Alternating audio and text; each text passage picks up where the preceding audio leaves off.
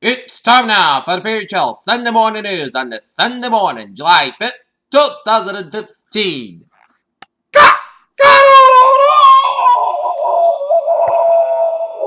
Good morning to you all this lovely Sunday morning, July the 5th, 2015. Here are your news headlines here. Top story here at 8 a.m. Here is millions of Greeks voted Sunday in an entirely contested national referendum on whether Athens should accept further austerity measures demanded by its international creditors. Britain's Princess Charlotte, the 9-week-old baby of Prince William and his wife Kate will be christened Sunday at a church on Queen Elizabeth II's country estate. In a scathing attack, Democratic presidential aspirant Hillary Clinton has accused China of hacking into everything that doesn't move in America and sealed huge amounts of government information. Kentucky authorities say 2 people have been killed and 3 remain missing after the pontoon boat that were wanted it hit the Clark Memorial Bridge and capsized in the Ohio River. Diana Douglas, first wife of Kirk Douglas, dies at 92. China suspended initial public offerings while brokerage, which is pledged to buy shares of St. Media, urged investors not to panic as officials intensified efforts to stop the steepest plunge in equity since 1992.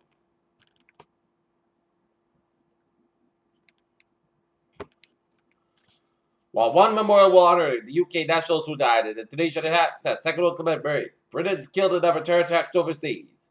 The deck of a North Carolina vacation home collapsed Saturday evening, sending the family plunged to the ground more than 10 feet below, authorities said.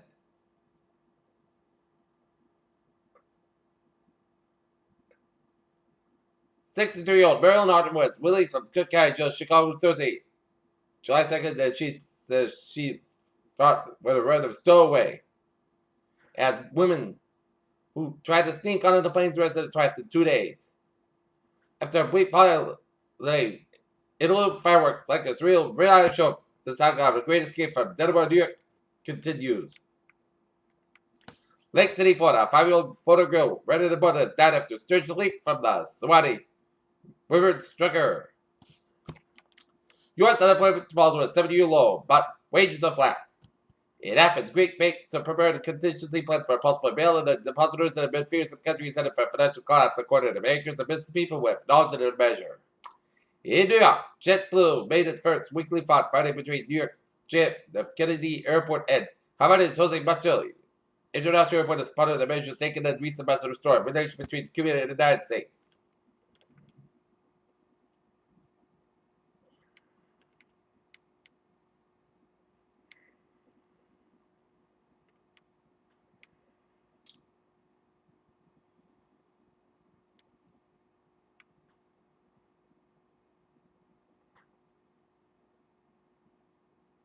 A new study shows that type 2 diabetes mellitus patients who chose weight loss surgery as medical treatment will have bigger improvements in their blood sugar levels during the next few years.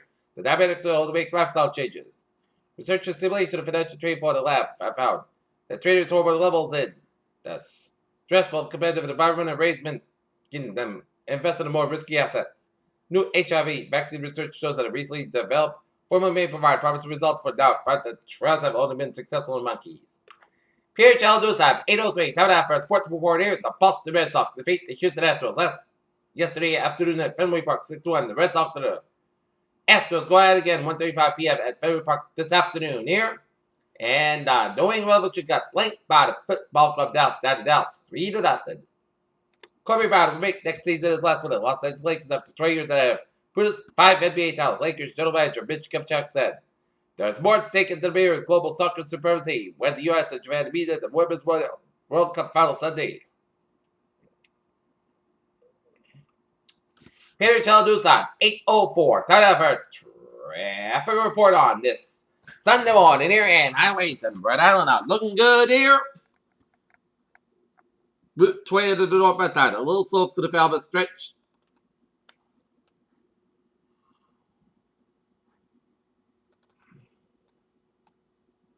Mass Pike and Route 128 interchange in Western a little slow, and Mass Pike 293-95 interchange a little slow here.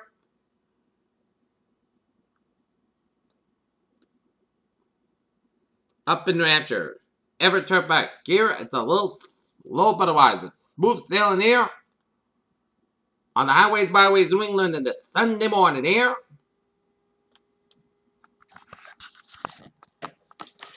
Looking at the MBTA alerts here at 8:05. On the subway, Silver Line SL5 Express about delays due to stable the bus. On the Khmer Rail, it's looking good and the ferries are smooth sailing. Peter Chell News time 8:05 on this Sunday morning, 10.5 hour weather report here. Friday day, most of the skies are about 84 degrees. Northwest wind about 5 to 7 miles per hour. Tonight, patch back up to 3 a.m. Most clear skies about 62 degrees. Light southwest wind.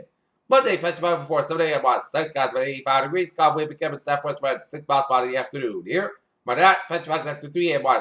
Podcast skies about 62 degrees. South wind about 3 to 6 miles an hour. Here, Tuesday, slight change of showers and thunderstorms after 1 p.m. Patch back before 10 a.m.